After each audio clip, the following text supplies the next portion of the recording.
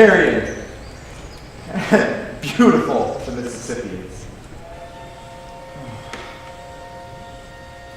How do they manage to live? Every town has a bank boarded up. And all those skinny men sitting on the sidewalks with their backs against the storefronts. It's all stopped, like a magic spell. And the anger, when they were passing out meat and beans to the hungry, and the maggots wriggling out of the beef, and that man pointing his rifle at the butcher, demanding the fresh meat that the government had paid him to hand out. How could this have happened? Is Marx right? The paper says 12 executives in tobacco made more than 30,000 farmers who raised it. How long can they accept this? The anger has a smell. It hangs in the air wherever people gather. Fights suddenly break out and simmer down. Is this when revolution comes? And why not? How would Mark Twain write what I have seen? Armed deputies guarding cornfields, and whole families sitting beside the road, staring at the food which nobody can buy and is rotting on the stalk. It's insane. But how can he become a sports writer?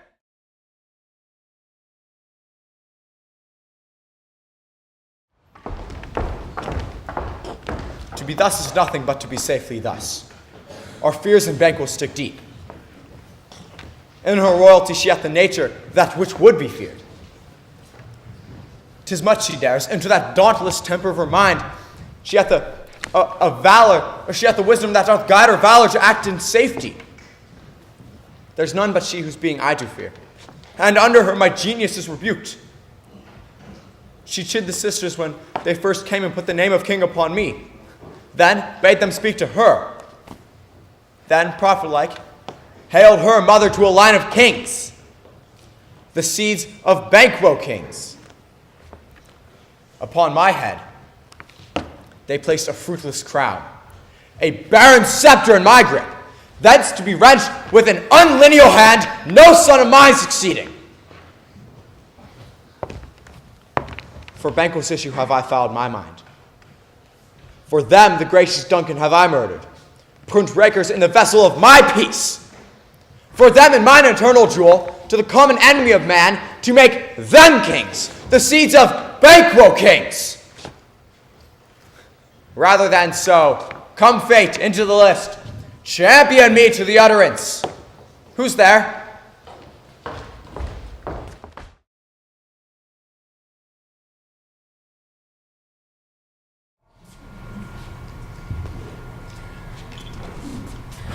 Master Copperfield!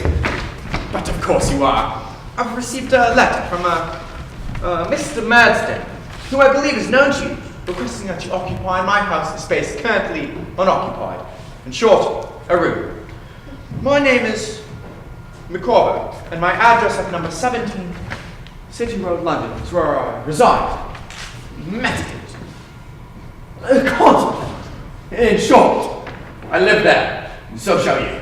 I am very pleased to meet you, sir, but where is... I realize your peregrinations in this metropolis have not yet been extensive, and that you might have some difficulty penetrating the arcana of this modern Babylon. In short, you might get lost. So, I shall accompany you this evening, when your toils here are ended. Shall we say 8 o'clock? Yes, Mr. Micawber. Upon arrival at Windsor Terrace, you will have the pleasure of meeting Mrs. Micawber, esteemed lady of number 17, the mistress of the household, better half of the domestic arrangement. In short, my wife.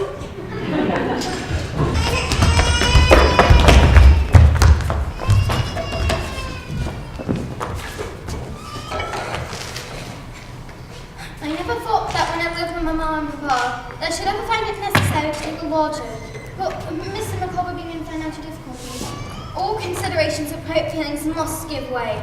When creditors refuse to give Mr. Micawber the proper time, they must suffer the consequences. One cannot obtain blood from a stone. Have a taste of this, Master Copperfield. You've earned it today, no doubt. Unseemingly placed that warehouse, but I don't have to tell you that. Thank you, sir. I do not hesitate to tell you that Mr. Micawber's difficulties are coming to a crisis. How does that cider go down, Master Copperfield? Very well, sir. Thank you. Mr. Micawber has enjoyed many different forms of employment in the past, but none of them seem to address his father's particular talents. Isn't that right, Mr. Micawber? Not one of those jobs seems to take advantage of your abilities. One cannot blame the world for short-sightedness. I am a man of ideas, of vision. I see the world in the vast and wide picture of possibilities. It is only a matter of time before such a vision will be appreciated and used for the betterment of all concerned. In short, something will turn up. Mrs. Micawber was not exaggerating about creditors. They came to the house at all hours of the day, always fierce and threatening me while the children laughed and Mrs. Micawber cried. But Mr. Micawber stood firm and philosophically reasoned that something would turn up. During the 4 months I lived there, nothing did. And there was rarely enough for us all to eat, and only the enterprising Mr. Micawber's gentlemanly way with new and unsuspecting vendors kept any food on the table at all. Yet I grew fond of the Micawbers, and the dreariness of my life in London was only relieved by their warmth and concern for me and for each other.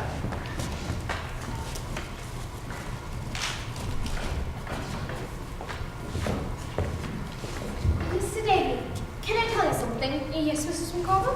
Your conduct has always been the most delicate and obliging description. You have never been a lodger. You have been a friend. Thank you, Mrs. Micawber. So I can tell you something. I will never desert Mr. Micawber. He is the parent of my children. He is the husband of my affections. No matter what may befall, what creditors can do, I will never, ever desert Mr. Micawber. Emma! My angel! Such a poor family yet so rich. But it was not to last. Time caught up with the Micawbers. The creditors made good on their threats, and the authorities came to arrest Mr. Micawber. He was found guilty by the court of law and sentenced to death as prison. As good as a word, Mrs. Micawber refused to desert her husband, so she and the children accompanied him to prison, where whole families lived, waiting for something to turn up. Farewell, my dear friend. Perhaps we'll meet again under better circumstances.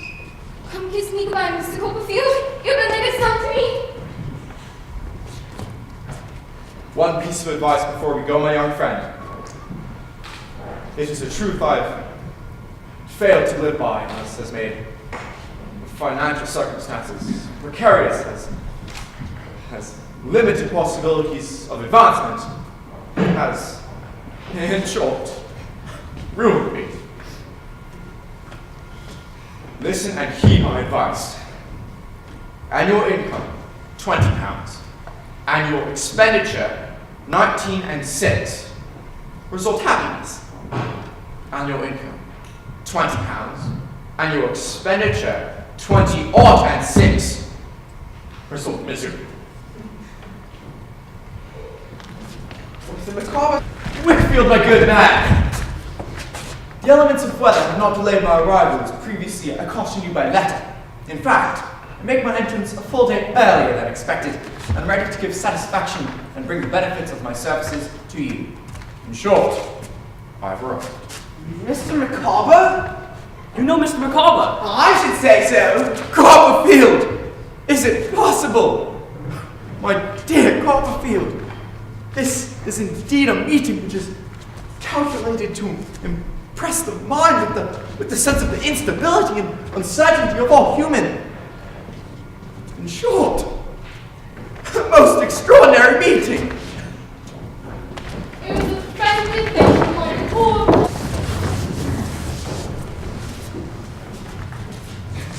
Those days at the Dallas prison were not pleasant ones, Mr. Copperfield, but I would not desert Mr. Micawber. I will never desert Mr. Micawber. How did you get out? It was my family. They were never very accepting of Mr. Micawber's business talent. But I beseech them to pay the debt and to give us the opportunity to start over again in the countryside, with the understanding that we will never bother them again. A proposition which I earnestly embraced. They paid the bills and we went to Norfolk when Mr. Micawber began a little business managing cottage rentals. They have no sense of financial vision in the country, my boy. None whatsoever. It went bust. Not that it was Mr. Micawber's fault. Those people just didn't understand him. But now you're working for Mr. Whitfield. He is a very good man indeed. I'm glad to hear you say it, Copperfield. But I'm not sure about that heat fellow. And I'll bet if I ever saw one. You're correct there, I'm afraid. But tell me, Mr. Micawber, how many little Micawbers are there now? 7. Here's a news little Micawber. Isn't he very image of his father?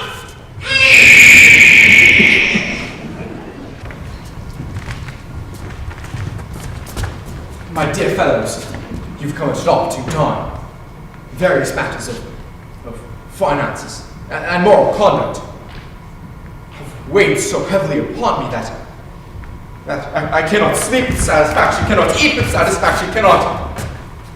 In short, I am worried. Yet I believe there is light at the end of the proverbial tunnel. What is it, Micawber? Have you uncovered something? I have.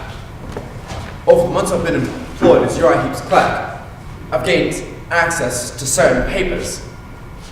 These did not seem to be of significant importance until examined in view of other papers. It is a puzzle, gentlemen, and at the heart of the puzzle is Heep. Uriah Heep's insinuation into Mr. Whitfield's businesses is well known.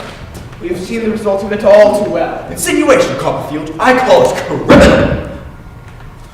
And with the assistance of yourself and Mr. Traddles, two legal minds combined with my own visionary prowess, and we will be able to put an end to this heap.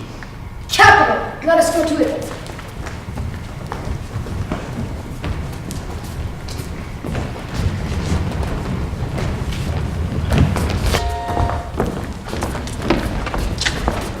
This way, Emma. This is the one. But where are the children? I will not desert my children. I'll fetch them.